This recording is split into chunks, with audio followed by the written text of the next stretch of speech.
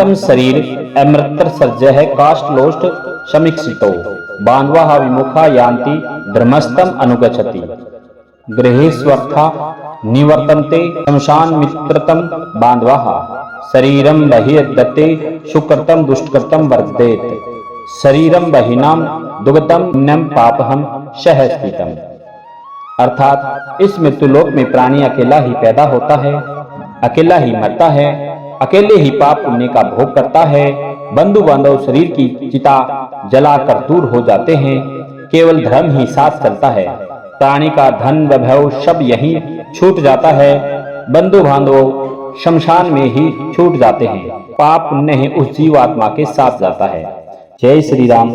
एक बार फिर से स्वागत करता हूँ आप सभी दर्शकों का एक नई प्रस्तुति में।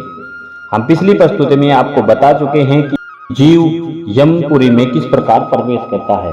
तो आज की प्रस्तुति में हम बताने का प्रयास करेंगे कि 84 लाख योनियों में मनुष्य की क्या श्रेष्ठता होती है। जीव का यमपुरी में प्रवेश होने के बाद गरुड़ देव ने विष्णु भगवान से प्रश्न किया कि हे भक्त वत्सल, क्या मनुष्य योनि सबसे उत्तम होती है। तब श्री हरि विष्णु कहते हैं, हे गरुड़, इस संसार में 84 लाख योनियां हैं, उनका विभाजन 4 प्रकार के जीवों में हुआ है। उन्हें अंडज, स्वेदज, उद्भिज, जरायुज मनुष्य जाति योनियां जरायुज कही गई है। इन सभी योनियों में मनुष्य योनि परम दुर्लभ है। 5 इंद्रियों से युक्त प्राणी को यह योनि बड़े पुण्य से प्राप्त होती है। वर्ण के अनुसार ब्राह्मण, क्षत्रिय, वैश्य, दास 4 वर्ण हैं। हर वर्ण का अपना अपना कर्तव्य होता है।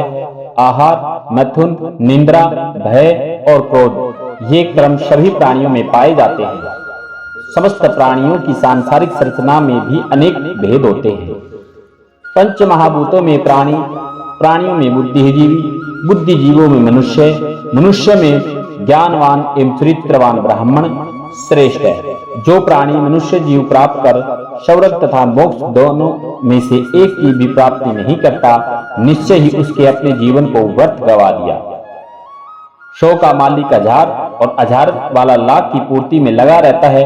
जो व्यक्ति पूंजीपति है वह राजा बनना चाहता है, जो राजा है वह पूरी पृथ्वी को अपने वश में रखना चाहता है। जो चक्रवर्ती नरेश है वह पद की प्राप्ति की इच्छा करता है।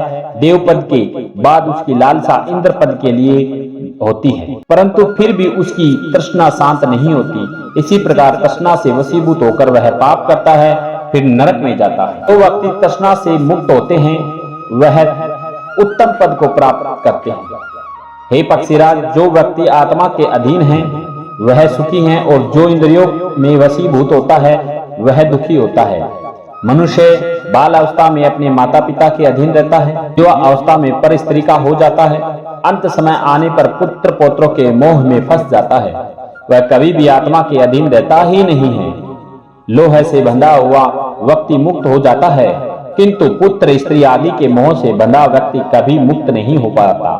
एक मनुष्य करता है, परंतु उसके फल का उपभोग बहुत से लोग करते हैं।